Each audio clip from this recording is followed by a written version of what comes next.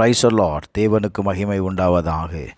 ஆண்டவரும் இரட்சகருமாய் இருக்கிற இயேசு கிறிஸ்துவின் இணையற்ற நாமத்தினாலே இந்த காலவேளையில் உங்கள் யாவரையும் நான் வாழ்த்துகிறேன். இந்த நாளுக்கான தேவனுடைய வார்த்தை எசையா எழுதின தீர்க்கதரிசன புஸ்தகம் 41வது அதிகாரம் 13வது வசனம். உன் தேவனாய் இருக்கிற கர்த்தராகிய நான் உன் வலதுகையை பிடித்து பயப்படாதே, நான் உனக்கு துணை நிற்கிறேன் என்று சொல்லுகிறேன். எனக்கு அன்பானவர்களே, இந்த கால வேளையில் கர்த்தருடைய வார்த்தையை கவனியுங்கள். நான் உனக்கு துணை நிற்கிறேன். ஆண்டவர் சொல்லுகிறார், உன் வலதுகையை பிடித்து நீ பயப்படாத. இன்றைக்கு நீங்கள் எந்த காரியத்தை குறித்து பயந்து கொண்டிருக்கிறீர்கள்? கர்த்தர் சொல்லுகிறார், நான் உன் வலதுகையை பிடித்திருக்கிறேன், நீ பயப்படாத, நீ தைரியமாயிரு. இந்த காரியத்தில் நான் உனக்கு துணை நிற்கிறேன் என்று ஆண்டவர் சொல்லுகிறார்.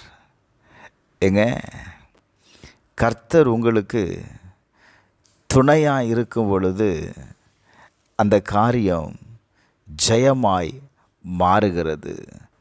தாவீது சொல்லுகிறார் சங்கீதம் 63:8, என் ஆத்துமா உம்மை தொடர்ந்து பற்றி கொண்டிருக்கிறது,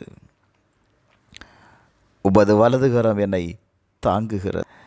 சங்கீதம் 73:23 வாசிக்கும்போது, ஆனாலும் நான் எப்பொழுது உம்மோடு இருக்கிறேன், என் வலதுகையை பிடித்து தாங்குகிறீர். எனக்கு அன்பானவர்களே, நீங்கள் எந்த காரியத்தை நினைத்து நீங்கள் சோர்ந்து போய் இருக்கிறீர்கள்? கர்த்தர் இன்றைக்கு உங்கள் கரத்தை பிடிப்பார் அப்படின்னா நல்ல கவனிங்க. அவர் உங்களை தாங்குவதை நீங்கள் காண்பீர்கள். கர்த்தர் பயப்படாதே அப்படின்னு சாதாரணமாக சொல்லலை, உங்களுடைய வலது கரத்தை அவர் பிடித்திருக்கிறார். எனக்கு அன்பானவர்களே, அவர் ஏன் உங்கள் வலது கரத்தை பிடித்திருக்கிறார் தெரியுமா? சங்கீதம் 109:31, ஆக்கினைக்குள்ளாக தீர்க்கிறவர்கள் என்று எளியவனுடைய ஆத்துமாவை இரட்சிக்கும்படி அவர் அவன் வலது வருஷத்தில் நிற்பார். கர்த்தர் உங்களை இரட்சிக்கும்படி, பிரைஸ் அல்லாஹ், உங்களை யார் ஆக்கினைக்குள்ளாக தீர்க்க வேண்டும் என்று நினைக்கிறார்களோ அவர்களுடைய கரத்திலிருந்து உங்களை இரட்சிக்கும்படி கர்த்தர் உங்கள் வலது வருஷத்தில் நிற்கிறார். இந்த கால வேளையில் நான் சொல்லுவேன், நீங்கள் கர்த்தரை நோக்கி கூப்பிடும் பொழுது உங்களுடைய வாழ்க்கையில் இருக்கிற போராட்டங்கள், பிரைஸ் அல்லாஹ், எந்த காரியம் உங்களுக்கு முன்பாக எதிர்த்து நின்றாலும் அவைகளை கர்த்தர் இன்றைக்கு உங்கள் கரத்தில் ஜெயமாக்கி கொடுப்பதை நீங்கள் காண்பீர்கள். எனக்கு அன்பானவர்களே, கர்த்தர் சொல்லுகிறார், நான் உனக்கு துணை நிற்கிறேன். நான் இப்படி சொல்லுவேன், கர்த்தர் உங்களுக்காக யுத்தம் பண்ணுவார், நீங்கள் சும்மா இருப்பீர்கள்.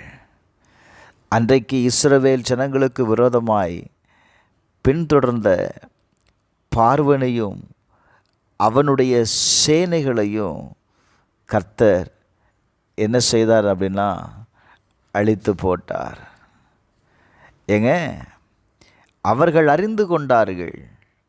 யாத்திராகமம் 14வது அதிகாரம் 25வது வசனத்தில் வாசிக்கும்போது, அவர்களுடைய இரதங்களிலிருந்து உருளைகள் கழலவும் அவர்கள் தங்கள் இரதங்களை வருத்தத்தோடு நடத்தவும் பண்ணினார்.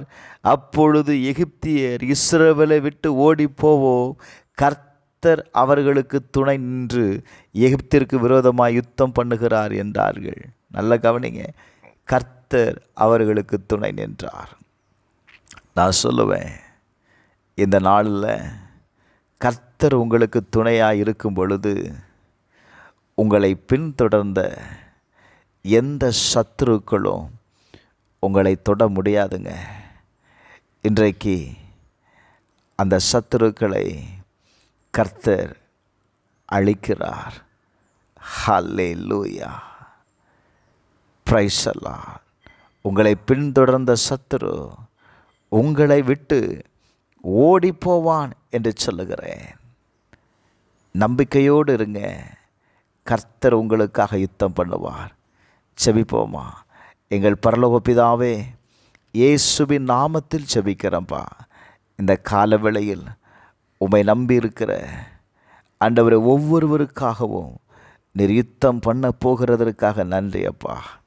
இயேசுவின் நாமத்தில் அவர்களை பின்தொடர்ந்த சத்துருக்களை இன்றைக்கு முறியடித்து ஜெயத்தை நீர் கட்டளையிட்டதற்காக நன்றி. இயேசுவின் நாமத்தில் ஜெபிக்கிறேன் நல்ல பிதாவே, ஆமென்.